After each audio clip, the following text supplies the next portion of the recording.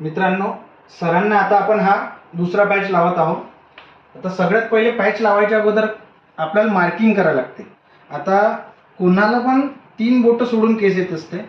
आपण आता ही मार्किंग करत आहे. इथे एक आपण मार्क करत आहोत.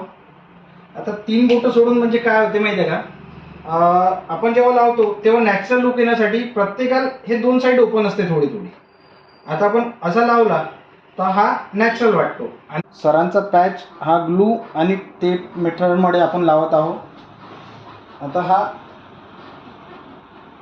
तुम्ही बघू शकता, हा झालेला आहे फिट. मी तुम्हाला आता उडून दाखवतो. खूप जणांचा गैरसमज असते की हा निघतो. सर, आपण गाडी चालवता तर पॅच निघते का? नाही. असं तुम्ही बघू शकता सरांचा हा फायनल लुक.